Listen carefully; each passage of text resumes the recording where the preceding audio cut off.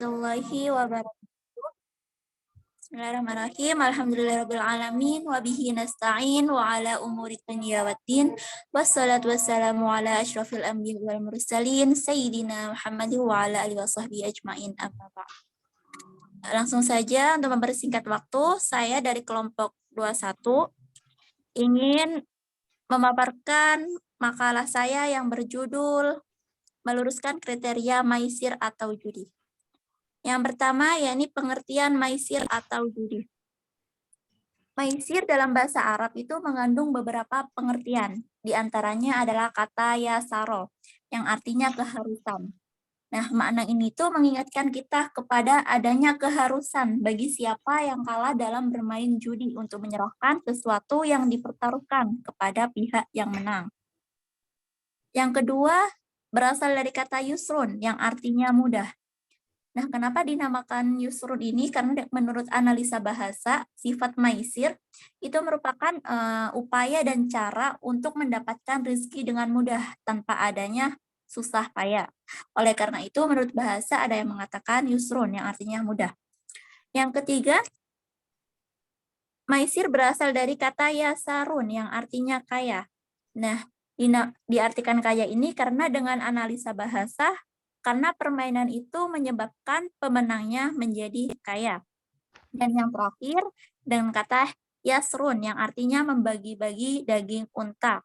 Hal ini sejalan dengan sifat maisir atau judi pada masa jahiliyah yang karenanya ayat Al-Quran itu diturunkan, di mana mereka membagi-bagi daging unta menjadi 28 bagian. Slide selanjutnya yakni pengertian maisir menurut istilah. Nah, yang pertama menurut Yusuf Qardawi dalam kitab Al-Halal wal Haram fil Islam. Menurut beliau, judi adalah setiap permainan yang mengandung taruhan. Sedangkan menurut pengarang Al-Munjid, maisir atau judi ialah setiap permainan yang disyaratkan padanya bahwa yang menang akan mendapatkan atau mengambil sesuatu dari yang kalah, baik berupa uang ataupun yang lainnya. Dan menurut Ibrahim Hussein, maisir atau judi ialah suatu permainan yang mengandung unsur taruhan yang dilakukan secara berhadapan-hadapan antara dua orang ataupun lebih. Slide selanjutnya yakni meluruskan kriteria maisir atau judi. Sebagaimana definisi maisir menurut Ibrahim Hussein tadi, kata suatu permainan itu menurut Ibrahim Hussein adalah jenis yang dapat memasukkan semua bentuk permainan. Sedangkan kata yang mengandung unsur taruhan itu faidah dan fungsinya untuk mengeluarkan atau mengecualikan permainan yang tidak mengandung taruhan. Dan dengan adanya kata yang dilakukan secara berhadap-hadapan atau langsung, itu permainan yang mengandung unsur taruhan. Tetapi tidak dilakukan secara berhadap-hadapan, itu tidak termasuk ke dalam ta'rif. Jadi menurut Ibrahim Hussein, maisir atau judi itu permainan yang mengandung unsur taruhan yang dilakukan secara berhadap-hadapan. Kalau tidak berhadap-hadapan, itu menurut Ibrahim Hussein bukan termasuk maisir atau judi. Dengan demikian, kata-kata yang mengandung unsur taruhan dan yang dilakukan secara berhadap-hadapan, itu tidak termasuk karena merupakan fasal. Selanjutnya, berdasarkan tarif maisir menurut Ibrahim Hussein, tidak tepat bila ada orang mengatakan bahwa setiap undian adalah judi. Selain berlawanan dengan ta'rif maisir di atas, pendapat tersebut kontra dengan apa yang dilakukan oleh Rasulullah Shallallahu Alaihi Wasallam. Dalam sebuah hadis sahih riwayat Aisyah dikemukakan sebagai berikut: Kana Rasulullah Shallallahu Alaihi Wasallam idza arada safaran aqra'a baina azwajihinna fa ayyatuhunna sahmuha kharaja biha ma'ahu kharaja. Rasulullah Shallallahu Alaihi Wasallam apabila hendak berpergian, itu mengundi istri-istrinya. Siapakah di antara mereka yang undiannya muncul, maka beliau membawanya dalam perjalanan itu. Hadis riwayat Bukhari dan Muslim. Adapun ada 3 macam taruhan yang diperbolehkan oleh Islam. Yang pertama, apabila barang yang dipertaruhkan itu dikeluarkan oleh pemerintah atau orang lain, yakni pihak ketiga. Yang kedua, taruhan itu bersifat sepihak. Misalnya, seseorang berkata kepada kawannya yang diajak main catur. Nah, dia bilang, apabila kamu menang, akan saya beri 1.000 rupiah. Tapi jika kamu kalah, maka tidak ada kewajiban untuk kamu memberikan kepada saya. Jadi itu diperbolehkan oleh Islam. Yang ketiga, taruhan yang dilakukan oleh 2 orang atau lebih dengan ketentuan siapa yang kalah harus membayar atau menyerahkan sesuatu kepada pihak yang menang. Akan tetapi memakai muhalil, yakni pihak yang berfungsi untuk menghalalkan akad. Nah, menurut hasil penelitian Ibrahim Hussein, yang menjadi ilat bagi haramnya maisir itu adalah taruhan yang berhadap-hadapan atau dilakukan secara langsung. Nah, porkas atau SDSB itu tidak dapat dikategorikan sebagai maisir menurut beliau. Oleh karena itu, dalam menentukan status boleh dan tidaknya porkas atau SDSB hendaknya tidak dikaji dari kacamata maisir, tetapi harus dilihat dari segi maslahah dan mafsadahnya. Adapun dasar hukum dilarangnya judi, yakni terdapat di Al-Quran di surat Al-Baqarah ayat 219 dan di surat Al-Maidah ayat 90 sampai 91.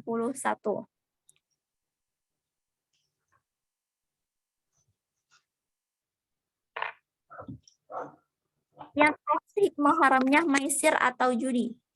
Maisir atau judi Arab diharamkan sebagai tindak preventif agar tidak terjadi adawah dan baldo wasadun an zikrillah wa anisalah. Permusuhan, saling membenci, lalai kepada Allah, dan meninggalkan sholat. Itulah yang benar-benar menjadi inti larangan tersebut. Dengan demikian, status haramnya maisir atau judi Arab tersebut adalah sama dengan haramnya melihat aurat ajnabiyah. Melihat aurat wanita ajnabiyah itu diharamkan, karena hal itu akan dapat membawa seseorang untuk melakukan sesuatu yang benar-benar dilarang oleh agama, yaitu zina. Begitupun dengan haramnya maisir atau judi. Itu disamakan dengan dosanya orang yang melihat aurat ajnabiyah. Baik, terima kasih. Sekian presentasi dari saya. Selanjutnya akan dilanjutkan oleh pemateri kita, Salwa Mumtazah. Kepadanya dipersilakan. Kak Ika, Salwa dulu apa Kak Ika dulu, Kak?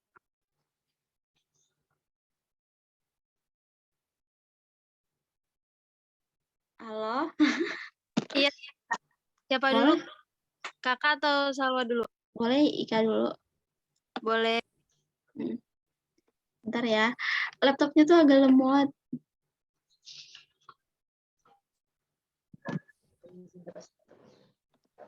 Baik, bismillahirrahmanirrahim. Saya akan mempresentasikan makalah yang telah saya buat ya.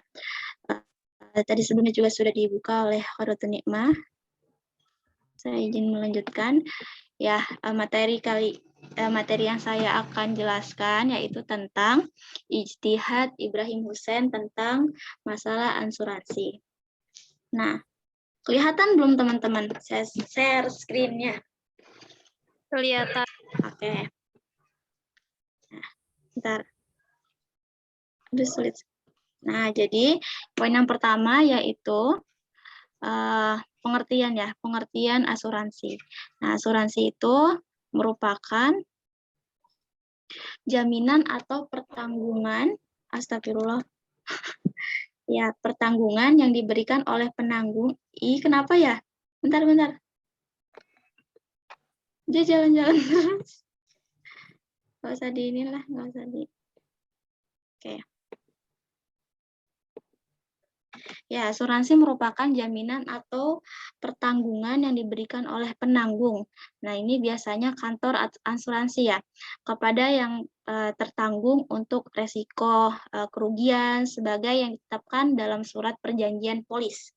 Nah, bila terjadi kebakaran rumah gitu ya, atau toko gitu, kemudian kerusakan barang dan sebagainya, ataupun mengenai kehilangan jiwa ya, kematian atau kecelakaan lainnya, dengan yang tertanggung membayar premi sebanyak yang ditetapkan kepada penanggung tiap bulan. Setiap ini ya, apa sih, biasa itu kalau asuransi bayar persetujuannya gitu. Misal mau naruh yang berapa gitu. Nah, itu tergantung bayarannya ketika itu gitu ya, tiap bulannya.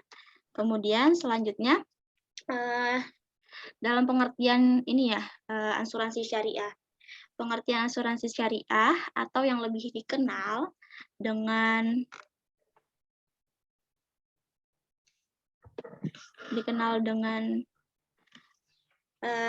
takaful atau tadamun adalah usaha saling melindungi dan tolong-menolong di antara sejumlah orang pihak di antara sejumlah orang atau pihak melalui investasi dalam bentuk aset dan atau tabaru, memberikan pola pengembalian untuk menghadapi resiko tertentu melalui akad yang sesuai dengan syariah. Nah, tanggung-menanggung resiko dalam asuransi syariah dilakukan atas dasar kebersamaan, saling tolong-menolong dalam kebaikan dengan cara masing-masing mengeluarkan dana yang ditunjukkan untuk menanggung resiko tersebut.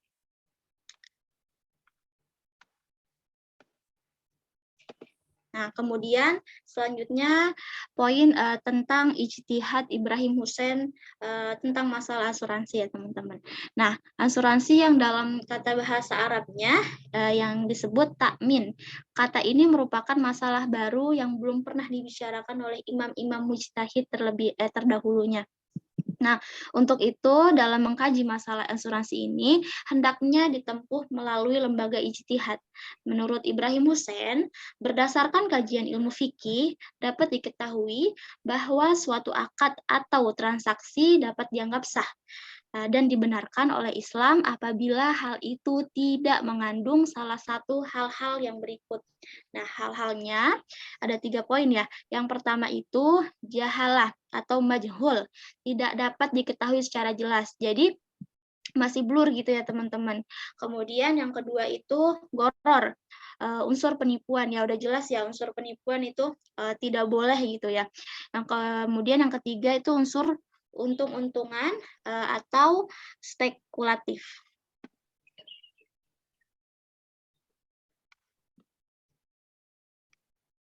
Kemudian selanjutnya yaitu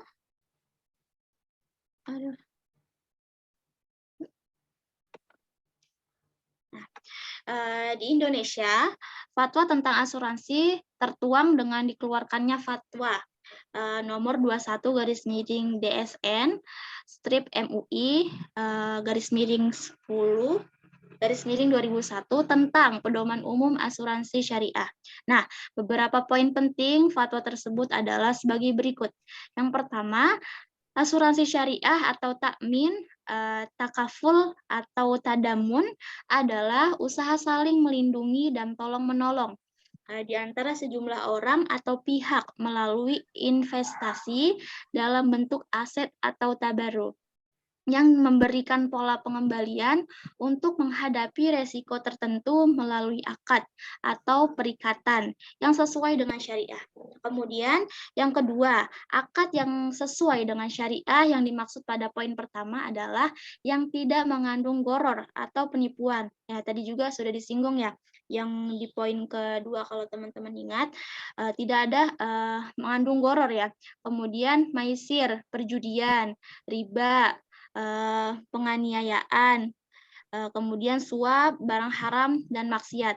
Kemudian yang ketiga, akad yang dilakukan antara peserta dengan pengusaha terdiri atas akad tijarah dan atau akad tabaru. Kemudian yang keempat, akad tijarah yang dimaksud dalam ayat 1 adalah mudharabah, sedangkan akad tabaru adalah hibah. Nah, kemudian yang kelima, dalam akad tijarah atau mudharabah, perusahaan bertindak sebagai mudarib atau pengelola dan bertindak sebagai sohibul mal atau pemegang polis. Nah, kemudian yang keenam, dalam akad tabaru atau hibah, peserta memberikan hibah yang akan digunakan untuk menolong peserta lain yang terkena musibah. Sedangkan perusahaan yang bertindak sebagai pengelola dana hibah, bertindak sebagai pengelola dana hibah. Nah, selanjutnya yaitu tujuan ya. Tujuan asuransi. Yang pertama yaitu memberikan jaminan perlindungan dari resiko-resiko kerugian yang diderita satu pihak. Kemudian yang kedua, meningkatkan efisiensi karena tidak perlu secara khusus mengadakan atau mengamankan pengawasan untuk memberikan perlindungan yang memakan banyak tenaga, waktu dan biaya. Kemudian yang ketiga, pemerataan biaya, yaitu cukup hanya dengan mengeluarkan biaya yang jumlahnya tertentu dan tidak perlu mengganti atau membayar sendiri kerugian yang timbul yang jumlahnya tidak tertentu dan tidak pasti. Teman-teman, sekian untuk materi tentang asuransi. Selanjutnya yaitu Salwa Mumtazah ya. Iya, Kak.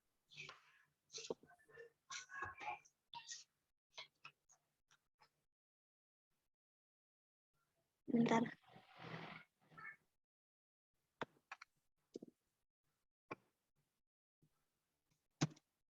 Udah kelihatan belum? Belum, Kak. Sebentar.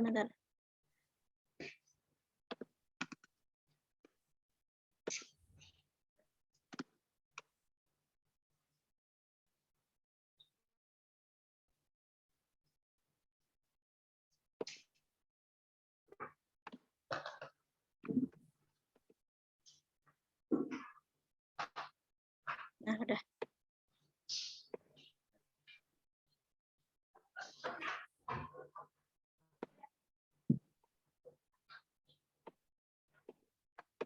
Belum kelihatan, Salwa? Belum, Kak. Ih, Nggak bisa. kenapa ya? Bentar.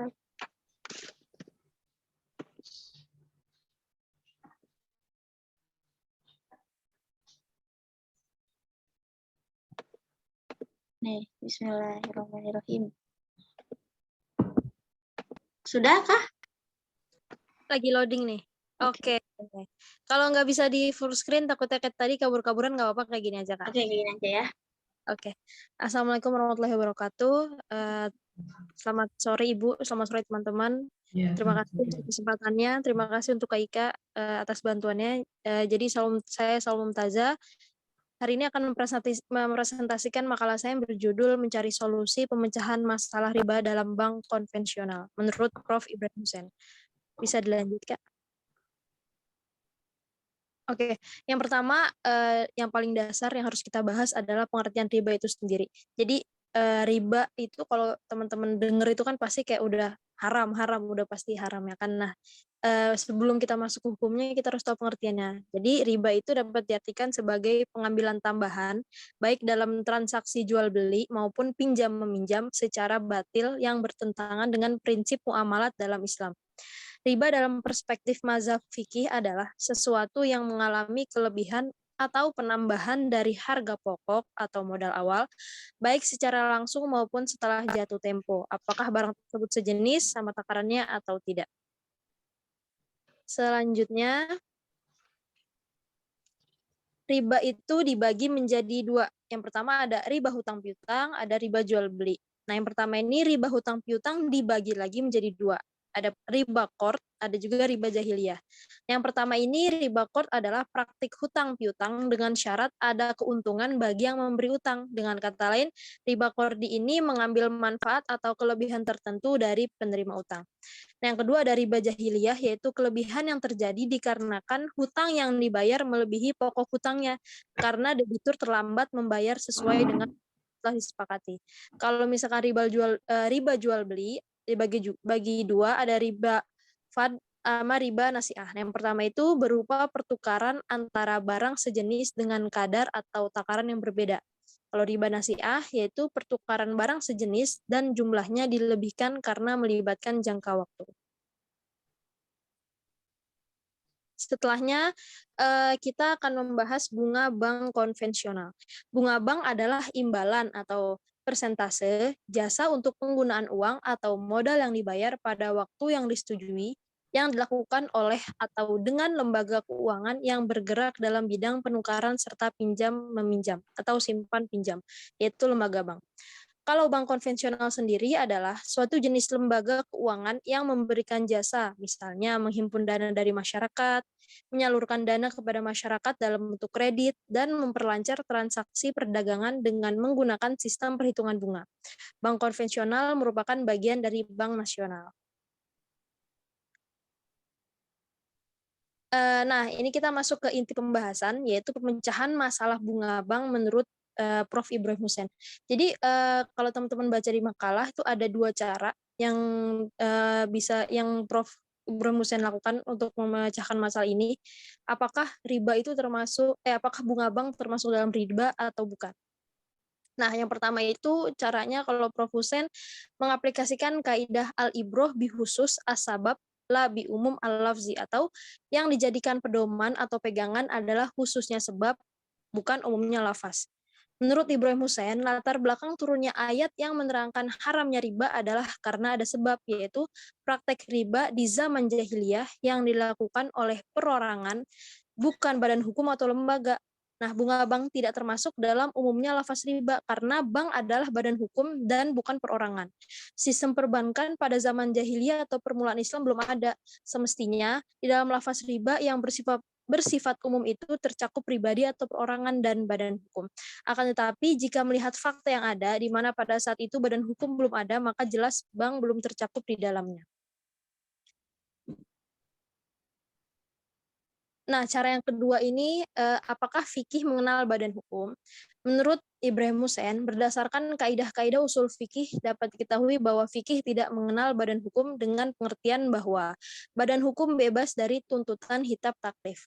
Seandainya fikih mengenal badan hukum, maka badan hukum berkewajiban melakukan perintah-perintah agama dan meninggalkan larangannya, sebagaimana halnya mukallaf atau orang dewasa.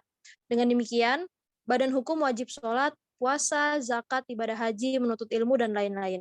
Demikian juga badan hukum harus meninggalkan hal-hal yang dilarang oleh agama seperti zina, mencuri, menipu, dan lain-lain. Hal ini jelas mustahil. Oleh karena itu, Ibrahim Hussein berpendapat bahwa fikih tidak mengenal badan hukum. Oke. Selanjutnya ini teman-teman yang ada fotonya. Nah, foto beliau, foto Profesor Kiai Haji Ibrahim Hussein LML, lahir 1 Januari 1917, wafat pada tanggal 7 November 2001. Jadi kalau misalkan teman-teman baca makalah pasti pusing karena kata-katanya lumayan asing di pikiran kita. Jadi selalu izin menjelaskan secara singkat apa yang dijelaskan dari ini. Jadi poin apa yang kita pelajari hari ini. Jadi kita belajar tentang bunga bank itu termasuk riba atau bukan. Nah, menurut Prof. Hussein ada 2 cara. Yang pertama, tadi dari lafaz yang awal itu, kalau Prof. Hussein kan lebih ke sabab ya dibandingkan lafaz umum. Kenapa? Karena Prof. Hussein itu berpikiran bahwa setiap turun ayat tentang riba, kan ada di Al-Quran ya. Setiap turun ayat itu pasti ada sebabnya. Ya kan? Ada sebab-sebab turunnya ayat itu. Nah, sebab-sebab turunnya ayat itu adalah karena apa? Karena pada zaman jahiliyah itu orang-orang jahiliyah itu melakukan riba antar perorangan. Makanya turun ayat di Al-Quran, riba antar perorangan, bukan riba yang dalam bank gitu. Karena di Al-Quran tidak ada penjelasan bahwa riba bank konvensional, bank umum segala macam gitu. Makanya turun ayat itu. Nah, oleh karena itu Prof. Hussein berpendapat bahwa bunga bank ini tidak termasuk dalam riba kalau misalnya kita ngelihat dari asal mulanya, dari sababnya gitu. Nah, kalau misalkan apakah fikih mengenal badan hukum, kan kalau bank masuknya badan hukum ya, konvensional atau nasional gitu. Dia kan menerapkan riba. Kalau misalkan kata Prof. Hussein, badan hukum itu kan manusia itu dijatuhi hitab taklif, atau kalau misalkan bahasanya itu manusia itu kan kita melakukan ibadah kepada Allah, menjauhi larangan ya kan, ada hukum wajib, makruh, haram, dan segala macamnya. Lalu kata Prof. Hussein, apakah bank, lembaga bank, apakah dia mempunyai dijatuhi hukum juga? Kalau misalkan dia dijatuhi hukum, berarti dia kayak manusia dong. Manusia aja wajib sholat, puasa. Berarti kalau bank masuk dalam kategori riba itu, yang kata jumhur ulama saat ini, berarti bank juga wajib sholat, wajib puasa, dan lain sebagainya. Sedangkan itu kan mustahil kan. Bank itu kan bukan manusia, bukan makhluk, dia kan cuma lembaga gitu. Makanya menurut Prof. Hussein, bunga bank itu tidak masuk dalam kategori riba yang dalam Al-Quran ataupun dan sebagainya. Terima kasih. Cukup sekian dari saya. Wassalamualaikum warahmatullahi wabarakatuh. Waalaikumsalam warahmatullahi wabarakatuh. Bisa dilanjut satu orang lagi, Kak Izah ya. Ya, Baik, terima kasih kepada teman-teman dan Ibu yang telah memberikan waktunya. Saya izin share mengenai materi hari ini.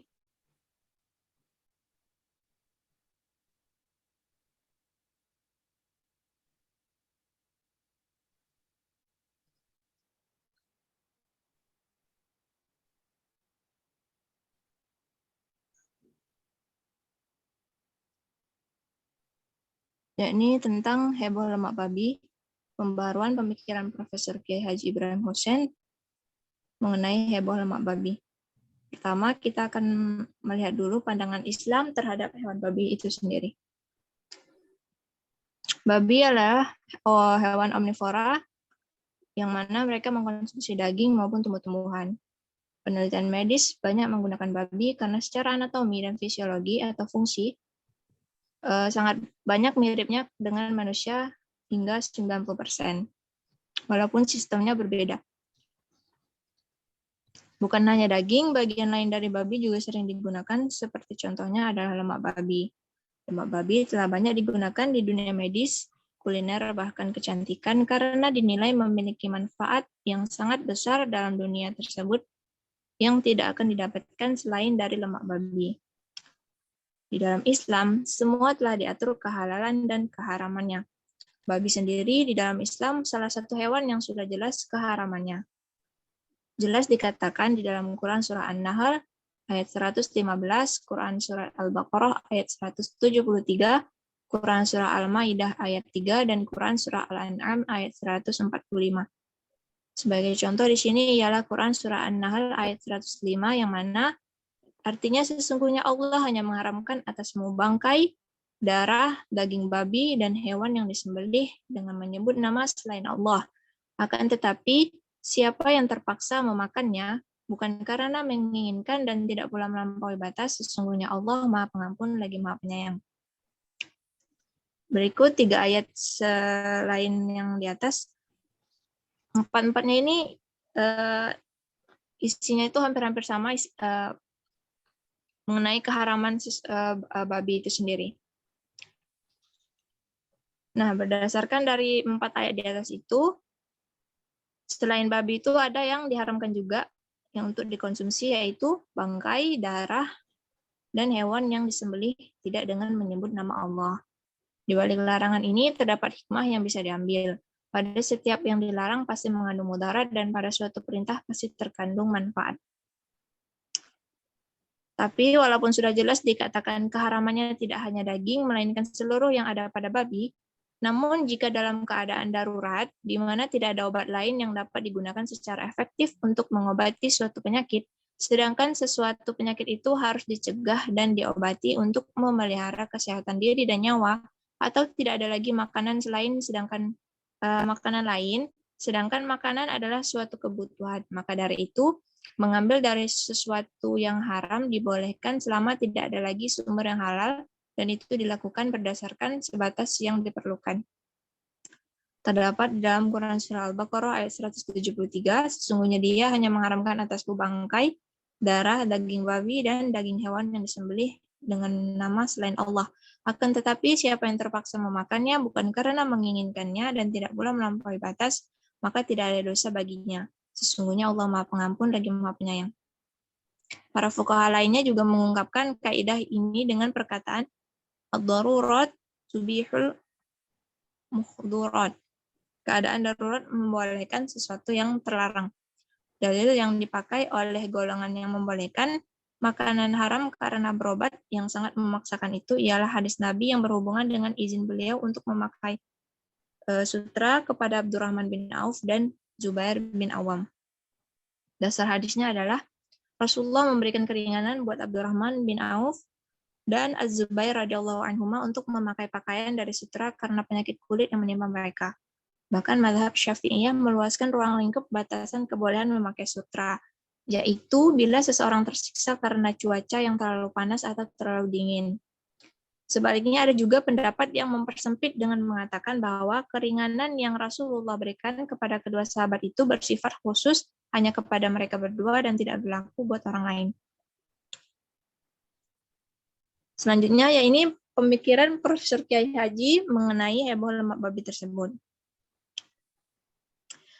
Bahwasanya saat Indonesia pada zaman tengah dilanda bencana fitnah, lemak babi yang beredar di bahan konsumsi maupun kosmetik, yang mana semua ini adalah bahan yang digunakan setiap hari sebagai kebutuhan hidup, dan karena ini didampak perekonomian Indonesia menjadi sangat buruk. Banyak orang yang membuang stok bahan pangan karena ditakutkan adanya lemak babi di dalam makanan tersebut. Pemerintah maupun ulama lainnya masih belum mengambil tindakan tegas terkait hal ini, sehingga pada akhirnya dengan segala ijtihad yang Profesor Kiai Haji Ibrahim Husain sudah lakukan sebelumnya, akhirnya beliau mengeluarkan fatwa dalam kondisi di saat belum ada hasil penelitian laboratoris yang dapat dipertanggungjawabkan, maka segala sesuatu itu dikembalikan kepada hukum asal. Dari fatwa itu, beliau banyak mendapatkan cemoohan pada waktu itu, namun beliau tetap menerima dengan baik hingga pada akhirnya perekonomian Indonesia mulai bangkit dan kembali kepada aktivitas semula. Jadi hukum memakai lemak babi ini sudah jelas di dalam Islam itu diharamkan. Cuman ada tadi udah di dalam keadaan darurat itu dibolehkan, tapi bukan untuk keinginan diri sendiri gitu. Seperti halnya orang yang membutuhkan makanan di saat tidak ada makanan halal yang lain.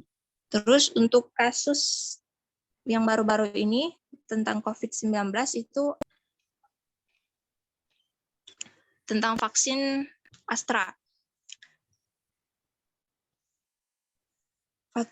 MUI itu mengeluarkan fatwa mengenai bolehnya memakai vaksin COVID-19. Jadi banyak beredar bahwa vaksin Astra ini ada mengandung babinya gitu. Jadi kalau dalam fatwa MUI itu sendiri mengenai vaksin COVID-19 produk AstraZeneca ini, diputuskan bahwa vaksin COVID-19 produk Astra ini hukumnya itu tetap haram karena dalam tahap proses produksinya memanfaatkan tripsin yang berasal dari babi.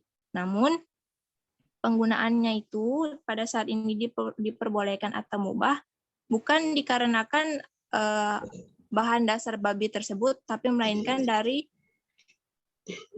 hal-hal lain, yaitu yang pertama adanya kondisi kebutuhan yang mendesak yang menduduki kondisi itu darurat syar'i. Yang kedua, adanya keterangan dari ahli yang kompeten dan terpercaya tentang adanya bahaya atau risiko fatal jika tidak segera melakukan vaksin. Yang ketiga, ketersediaan vaksin COVID-19 yang halal dan suci yang tidak mencukupi untuk pelaksanaan vaksin COVID-19 guna ikhtiar mewujudkan kekebalan kelompok.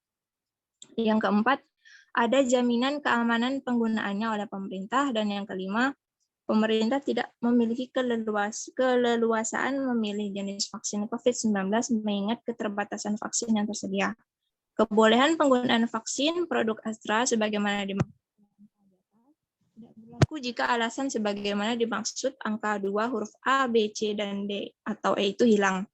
Pemerintah wajib terus mengikhtiarkan ketersediaan vaksin COVID-19 yang halal dan suci. Umat Islam wajib berpartisipasi dalam program vaksin COVID-19 yang dilaksanakan oleh pemerintah untuk mewujudkan kekebalan kelompok dan terbebas dari wabah COVID-19. Jadi boleh pakai vaksin Astra ini bukan karena dia halal, bahan terbuat ada dari bagian babi gitu, tapi karena itu tadi darurat, kita tuh membutuhkan vaksin itu karena kan ini kondisi yang sangat darurat sehingga diperbolehkannya menggunakan vaksin produk Astra. Mungkin cukup sekian presentasi dari saya. Bagi teman-teman yang ingin bertanya dari pemateri awal sampai akhir, dipersilakan. Jadi berapa makalah tadi yang dipresentasi? 3 ya? 4, Ibu. Oh, 4 ya? Oke. Setelah ini masih ada lagi nggak? Masih 4, Ibu. Oh, masih satu kali lagi? Satu kali pertemuan lagi? Ya, Ibu. Oke. Baik, silakan. Kalau ada yang mau bertanya.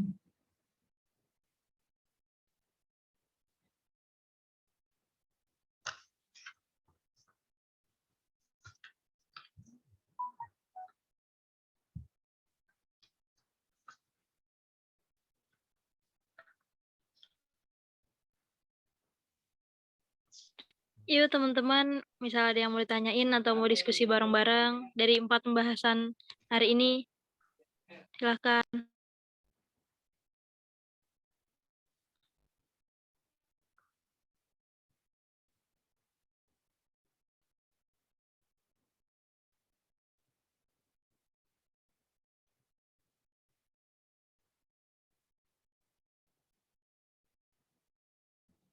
Kalau nggak ada yang bertanya, Ibu ngasih pemantik aja ya, memancing supaya kalian bertanya. Begini, akhir-akhir ini terkadang ada produk, misalnya ada es krim yang produk baru, entah mereknya apa, awalnya beredar di masyarakat, banyak yang beli karena rasanya enak. Tapi suatu ketika karena ada yang bilang ini kok es krim ini belum ada sertifikat label halalnya, maka akhirnya masyarakat banyak yang tidak membeli lagi. Nah, akhirnya kan kerugian akan menimpa pada perusahaan es krim tersebut. Nah, bagaimana sikap kalian sebagai mahasiswi IIKI ya terhadap tidak lakunya produk es krim yang tadinya banyak dibeli oleh masyarakat, kemudian surut, ya, bahkan hampir gulung tikar gara-gara ada yang mengatakan bahwa ini tidak ada label sertifikat halalnya. Nah, bagaimana menurut kalian untuk menanggapi hal tersebut seandainya terjadi, ya, terjadi di masyarakat seperti itu, bagaimana sikap kalian untuk memberikan masukan atau sharing kepada produser dan juga kepada masyarakat yang mengkonsumsi es krim tersebut. Silakan. Ini pemantik saja, mungkin biar kalian bertanya untuk yang lain. Ya, silakan. Baik Ibu, terima kasih. Ya, terutama nanti kepada makalah yang membahas tentang apa tadi itu? Tentang apa? Apa tadi tuh yang lemak babi ya? Iya Bu, yang tadi presentasi terakhir ya Bu. Oke, silakan ditanggapi. Ya, menjernihkan heboh lemak babi. Ya, kalau dulu kan Pak Ibrahim Hussein, posisinya beliau ketua komisi fatwa. Nah, sekarang kita, kalian sebagai muridnya, walaupun tidak bertemu langsung dengan Pak Kiai Ibrahim Hussein, tetapi bisa melihat dari pola berpikirnya. Silakan ditanggapi.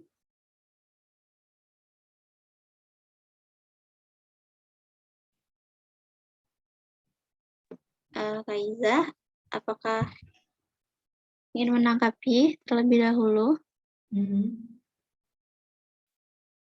Salwa. Oh, mungkin dari pemakalah dulu aja kayak Ya, pemakalah dulu aja. Kak Iza dipersilahkan. nanti baru kita.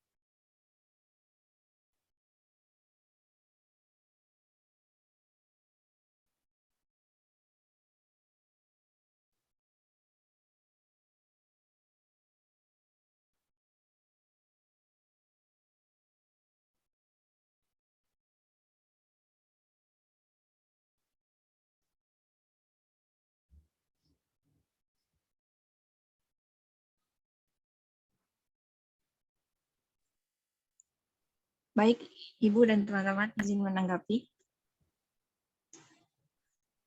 Terkait es krim yang belum ada logo halalnya. Setelah dicoba cari-cari gitu, tadi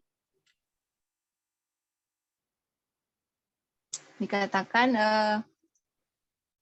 sebenarnya untuk label halal itu sendiri, itu ada prosedurnya untuk mendapatkan label halal itu sendiri. Nah, itu dikatakan kalau misalnya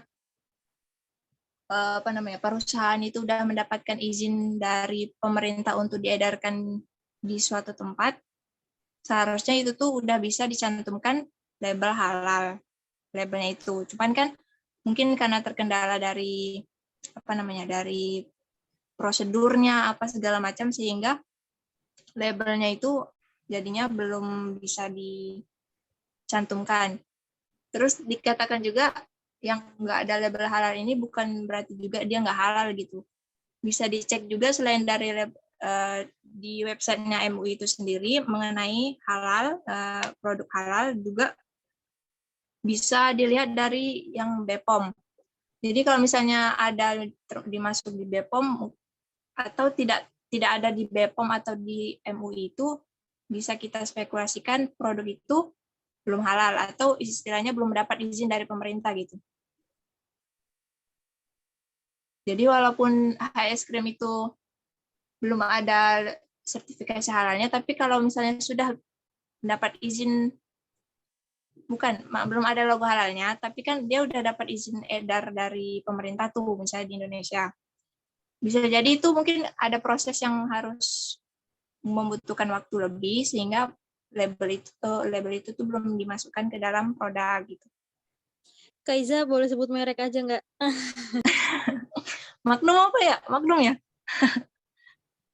Kalau Iya, Magnum iya. kan Mixu Mixu juga Nah, itu.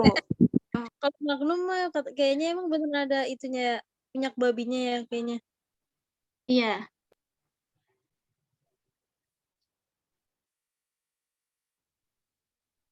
Mungkin banyak es krim yang kalau beredar ya. iya, kalau yang tadi Kaiza ngejelasin kayaknya lebih ke Mixu ya. Karena dia kan udah edar, tapi udah banyak yang beli juga, bukan cuma dari kalangan yang Islam atau non-Islam, tapi Islam juga banyak. Tapi dia belum ada logo halalnya karena terkendala dari ingredients-nya itu dia banyak yang Chinese gitu. Jadi susah untuk keluar dari MUI gitu. Itu kan sih Kak kalau nggak salah ya. Kalau dari permasalahan mix itu. Iya.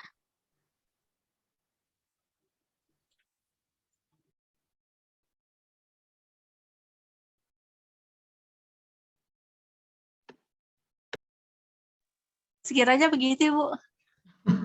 Kasih teman-teman udah memberikan. Ya, oke, bagus. Jawabannya sudah bagus, sudah oke.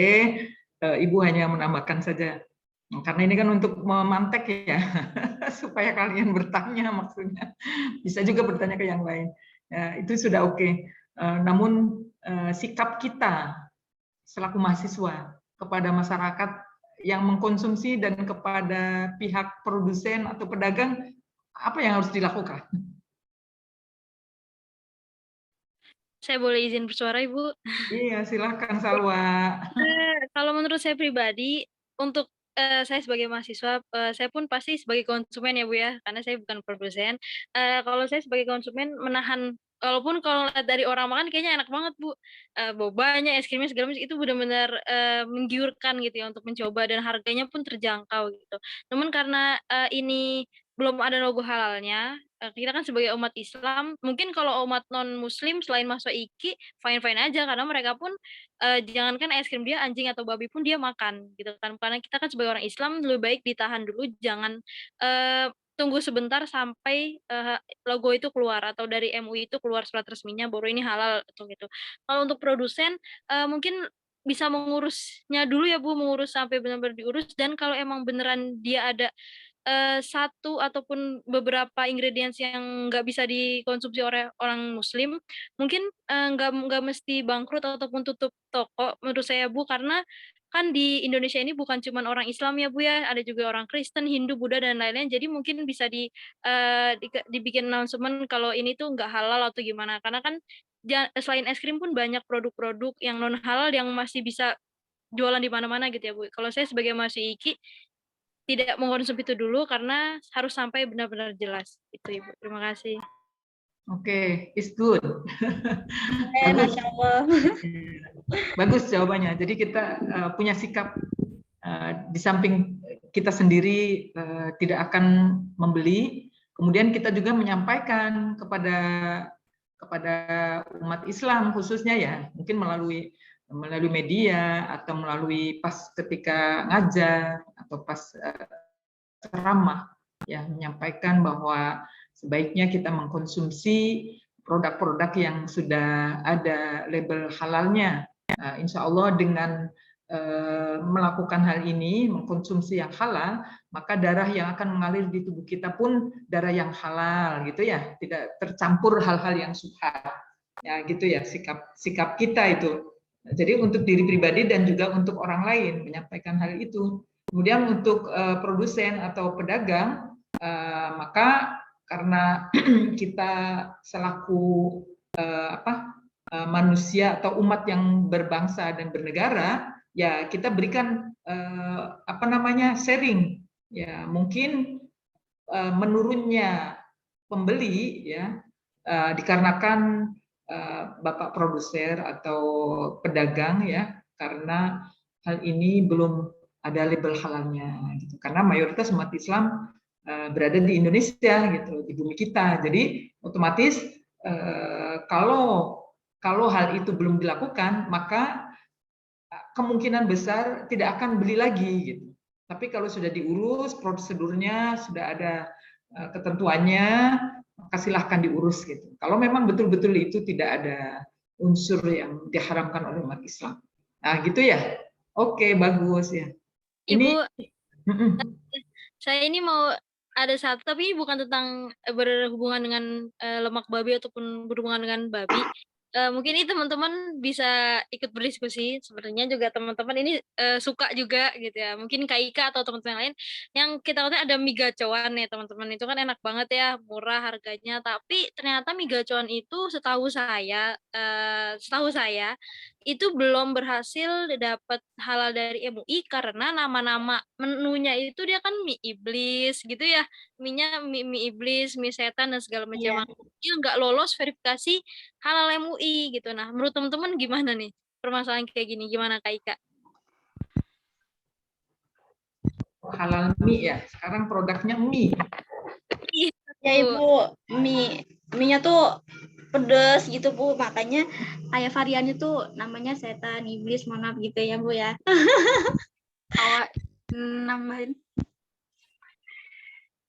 Iya Bu, saya juga sebenarnya agak kepo nih Bu terkait mie gacoan ini, karena emang ini juga salah satu mie yang terkenal di kalangan remaja ya. Dan emang katanya rasanya enak banget Bu. Nah, menu-menunya itu ada kayak setan, iblis gitu-gitu, terus kayak cinder bolong. Nah, itu nggak dapat verifikasi dari MUI karena nama-namanya itu. Karena ibarat kalau namanya ada udah buruk, nanti ke diri kitanya khawatir ada yang ikut, maksudnya ada dari nama misalkan mie setan tadi, ada yang ikut masuk ke dalam diri kita. Katanya gitu Bu. Makanya dari MUI itu nggak ngasih label halal, tapi dari pihak mereka juga masih belum mengganti nama gitu Bu. Itu yang memproduk Indonesia atau dari luar? Indonesia Bu. Nah, juga Bu, salah satunya ada lagi, bukan mie gacoan, cuma apa ya namanya? Saya lupa. Saya kemarin baca di Halal Corner Bu. Nah, di situ dia sama Bu. Nama-nama menunya juga kayak gitu, cuma udah diganti. Jadi kayak lebih bagus gitu namanya, enggak nama-nama yang kayak iblis, setan gitu. Akhirnya ya dia dapat halal, dapat label halal dari MUI Bu. Nah, kira-kira Bu, saya juga mau tanya Bu, kalau misalkan kita makan yang gacoan tadi, apakah berpengaruh Bu? Kira-kira boleh atau tidak Bu? Walaupun bahan-bahannya itu halal. Berpengaruh tidak? Izin menambahkan pertanyaan Frasya, karena kita kan ngikutinnya pemerintah ya Bu ya, maksudnya kan ada lembaga MUI yang mengatur itu semua, jadi kita kan enak ya Bu, tinggal tahu oh ini halal nggak halal gitu. Jadi kan kalau misalkan kita tetap makan itu, kita kan nggak ikut peraturan pemerintah kan, kalau pemerintah kan belum ngasih halalin gitu Bu. Jadi gimana? Silakan Kak menambahinnya tadi, maaf. Boleh Ibu dulu aja. Pemerintah tidak memberi label halal ya? Iya belum Ibu, karena namanya itu Bu disuruh ganti nama, tapi belum ganti nama sampai sekarang, masih tetap nama, mempertahankan nama-nama itu Bu. Iya. Iya. Nah, bagaimana gitu ya? Iya Ibu. Iya. Ibu menanggapi. Kalau memang namanya tidak bagus, kemudian kandungannya halal, dan kehalalannya itu apakah sudah teruji melalui BP POM? Nah, gitu. Kalau misalnya sudah teruji ya oleh BP POM, kemudian BP POM sudah melaporkan, jadi mie gacuannya sudah mengurus gitu, sudah mengurus, dan BP POM sudah mengeluarkan identifikasinya, kemudian tinggal masalah sebuah nama, ya. Berarti kan tinggal masalah sebuah nama, karena nama itu kan hak paten. Kalau sudah miliknya perusahaan si A, maka tidak boleh ditiru, ya, diplagiasi oleh perusahaan yang lain.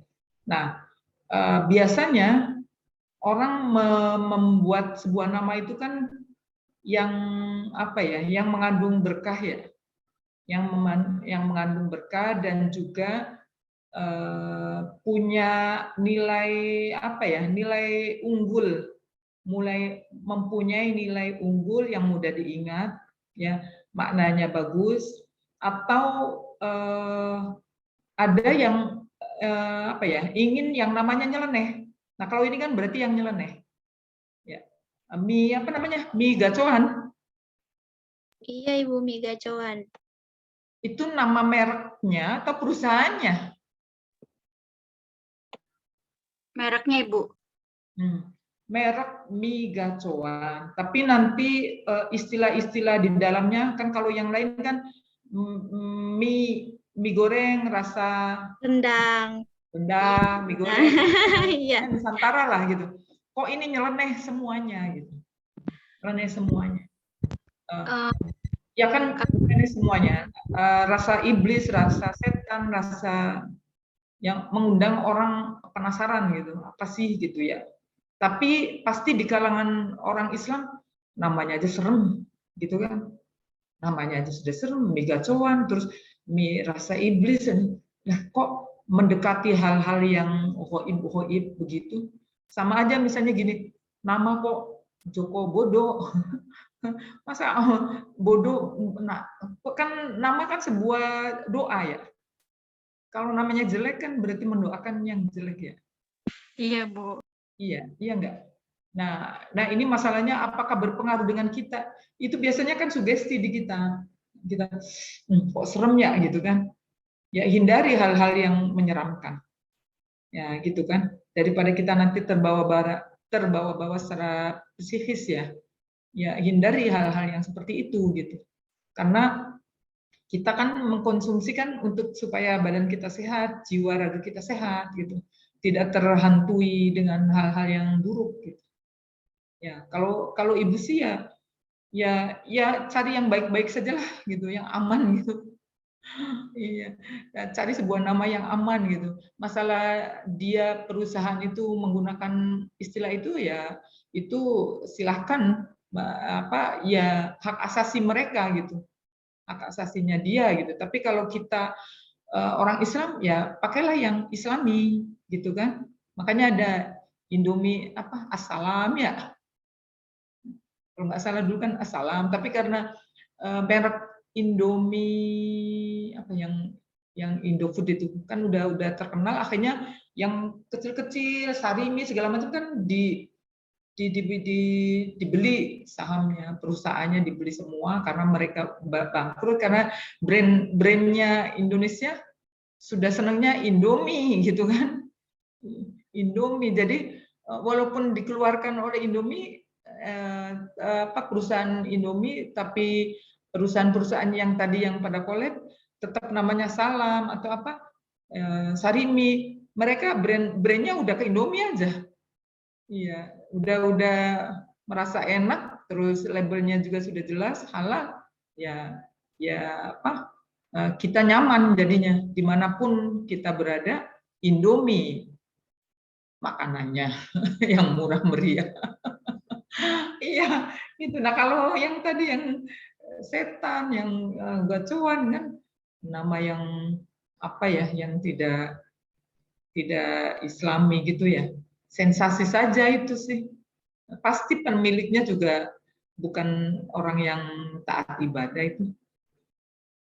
Iya. Jadi pengaruh atau tidak dari mulai kita makan, kalau kita nyaman lahir batin, insya Allah yang mengalir di darah kita juga nyaman gitu. Kalau itu kan nanti kayak dihantui, emang setan begini ya, pedes. Setan kok, emang pernah ngelihat setan gitu kan. Saking panas, itu kan ilusi aja, ilustrasi saja gitu ya. Ya kalau ibu sih pendapatnya seperti itu ya. Carilah makanan yang aman-aman, namanya juga, rasanya, semuanya, supaya kita nyaman lahir dan batin kan. Tidak merasa dihantui ketika makan, kita ingatnya ke hal-hal yang gaib. Iya, mungkin itu kalau jawaban dari ibu ya seperti itu. Tapi silakan, ini kan boleh kalian berpendapat ya. Yang penting kan label halalnya itu diproduksi dari yang halal atau tidak. Kalau memang dari yang halal ya darah yang mengalir kepada tubuh kita ya halal. Tapi kalau ada unsur yang tidak halal, maka darah kita mengalirlah ya, ada hal-hal yang subhat sehingga mempengaruhi ibadah kita, kemudian kecerdasan kita, kesemuanya ya, kesemuanya gitu. Itu bagi ukuran untuk kalangan sufi kan seperti itu. Mungkin itu ya. Silakan, masih adakah yang lain? Ibu, saya mau bertanya, Ibu. Ya, silakan. Siti Ulfa ya? Iya, Ibu. Mohon maaf, Ibu, sebenarnya masih terkait tentang halal dan tentang halal haram gitu. Cuman bukan tentang makanan atau minuman, Bu. Boleh, Bu? Iya, boleh. Ini, Bu, bukan makanan atau minuman, tetapi skincare, Bu. Bagaimana hukumnya kalau misalkan menggunakan skincare yang tidak bersertifikat halal, Bu? Karena pas saya tahu tuh, yang saya tahu, Bu, masih sedikit skincare yang di Indonesia tuh yang udah bersertifikasi halal gitu, Bu. Makanya saya masih bingung, Bu. Boleh tidak gitu? Iya, Ibu. Kalau nggak bersertifikat halal menggunakan, Ibu. Iya. Ya, kembali lagi kalau menurut Ibu untuk kehati-hatian kita, karena kita tidak tahu bahan-bahannya. Bahan-bahan yang dipakai itu adakah unsur-unsur yang najisnya gitu. Itu yang untuk menurut jumhur ya, namanya metode istihalah nantinya. Tapi ada juga yang ada unsur bahan yang najis, tetapi karena kadarnya kecil, kemudian sudah tercampur dengan bahan-bahan yang lain, sehingga unsur najisnya itu tidak nampak lagi, kemudian kan kalau barang yang dianggap najis kan ada bau, rasa, warna. Kalau ternampak 3 hal itu, sifat-sifat itu, maka jelas itu najisnya. Tapi kalau misalnya tadi ada unsur yang najisnya tapi sangat kecil ya, hanya sekian persen misalnya, kemudian setelah dicampur tidak terlihat, tidak ada unsur sifat bau, rasa, warnanya sudah sudah hilang. Nah, itu ada sebagian pendapat yang mengatakan itu sudah terjadi istihalah. Ya, maka dibolehkan. Tetapi karena kita di sini ada aturan dalam hal makanan maupun menggunakan barang-barang ya, produk-produk yang kita pakai dianjurkan supaya memiliki label halal bagi umat Islam ya, maka akan aman kita menggunakannya. Maka ya lakukan itu, kecuali kalau itu dalam keadaan darurat yang diputuskan oleh pemerintah. Misalnya tadi itu yang dijelaskan tadi pemakalan itu apa namanya, Astrak ya, imunisasi. Vaksin, Bu. Ya vaksin yang COVID.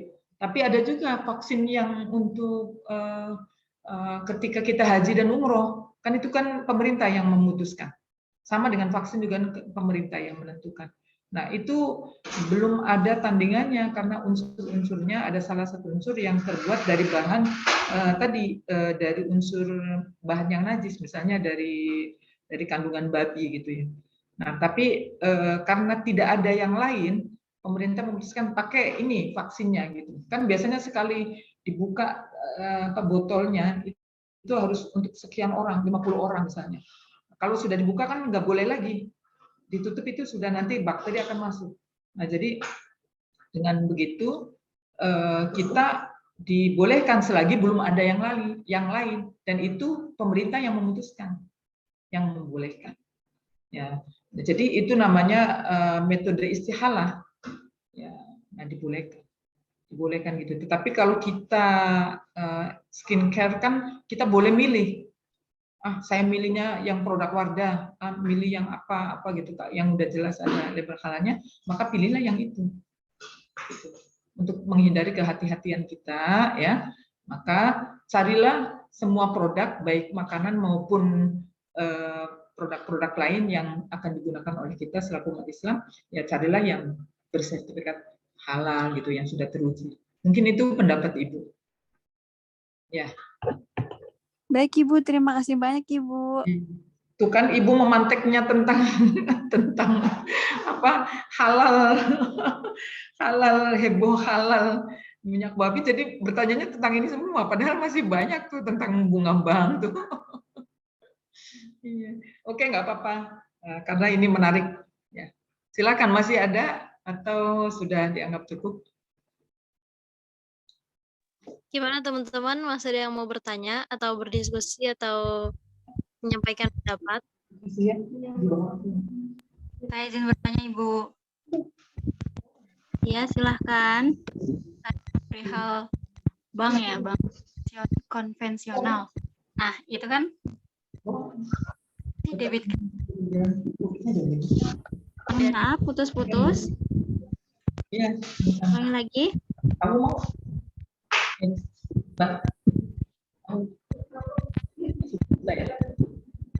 Oke, silakan. Ibu lagi ngobrol sebentar tadi, ada Bu. Gimana? Ada yang mau bertanya lagi? Iya Ibu, saya izin bertanya Bu. Perihal bank. Pasha. Ayo, Pasha. Perihal bank konvensional. Yang ada ribanya tuh yang debit kredit itu ya Bu ya? Gimana sih? Yang bukan uang tabungan lah. Bagaimana pertanyaannya? Saya mau tanya, gimana kalau misalkan kita membuat bank tersebut, tapi tadinya kita nggak mau buat Bu, terus kita akhirnya buat karena ada hal yang mendesak. Soalnya kadang misalkan kita daftar di suatu les atau apa, itu harus pakai bank yang jadi dia narik gitu Bu, narik ke banknya sendiri, jadi nggak kita yang transfer tapi udah ketarik duluan. Nah itu kalau kayak gitu itu kan darurat Bu ya, itu gimana, boleh gak Bu? Ya, oke. Jadi pertanyaannya karena tiba-tiba kita disuruh membuka rekening di bank ya, bank konvensional. Kemudian secara tidak langsung berarti kita mengikuti aturan yang sudah ditetapkan di dalam buku itu kan ya. Kan ada nomor 1, 2, terus 3, 4 dan misalnya dan nomor 5 bunga 1% gitu kan, dalam 1 tahun atau apalah itu ada ketentuan di situ. Nah, di situ dalam keadaan darurat tadi ya, karena misalnya dapat beasiswa wajib membuka rekening Bank DKI misalnya. Nah, otomatis kita ya begitu kan ya? Ya, Bu. Oke. Itu karena dalam keadaan terpaksa darurat dan memang ketentuannya seperti itu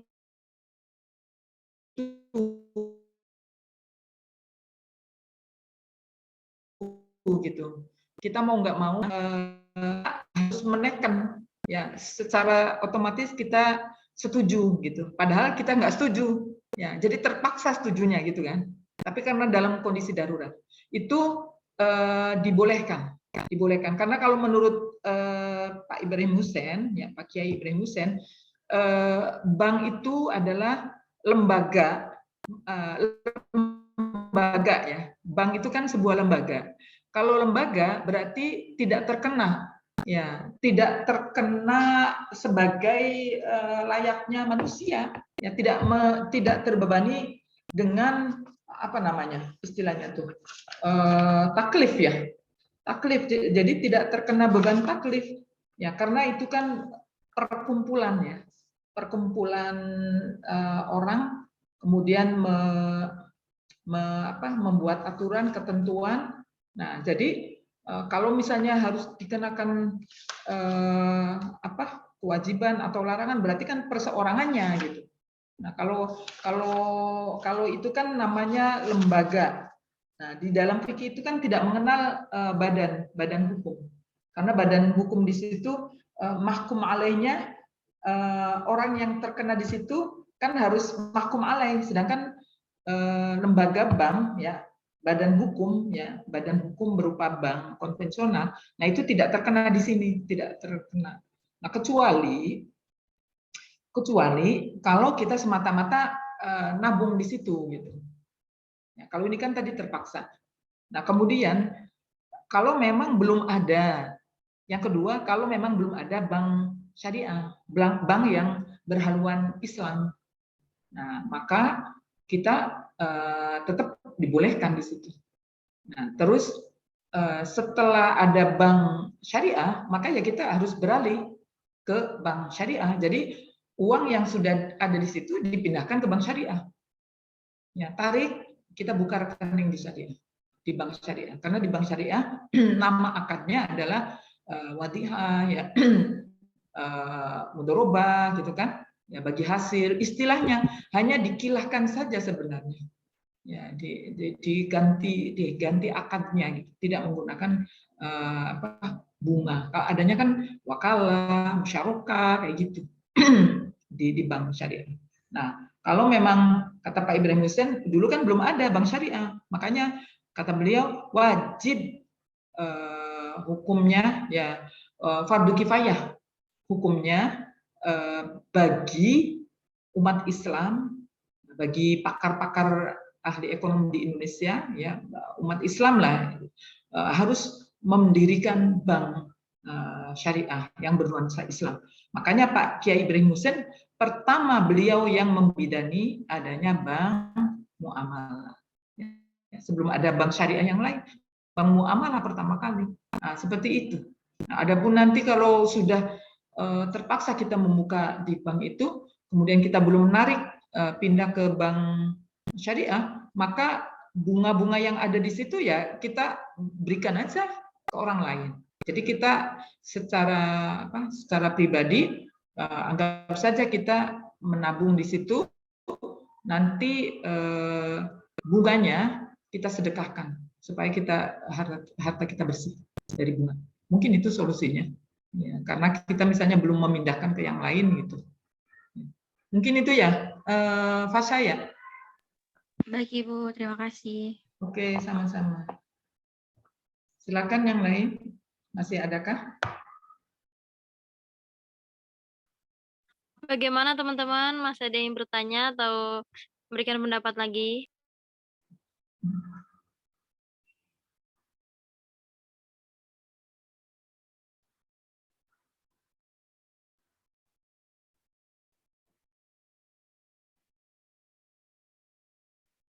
Atau kalau memang merasa cukup, boleh kasih reaction. Ya, kalau sudah dianggap cukup, kita buka on cam, kita Iya, foto, ya, untuk bukti kehadiran.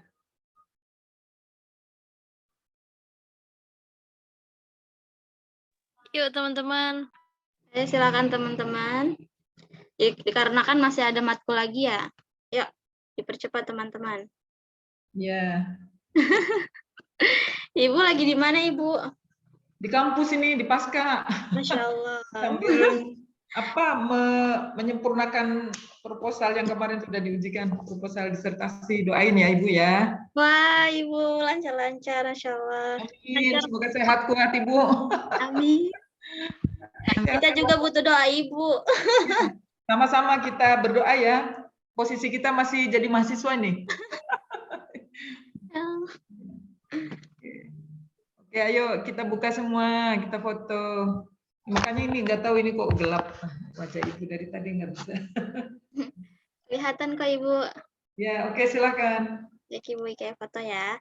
Ya. 1, 2, 3. Oke. Lagi. 1, 2, 3. Sudah. Cantik, Masya Allah. Terima kasih banyak Ibu dan teman-teman. Ya, sama-sama. Sekarang silakan ditutup presentasinya.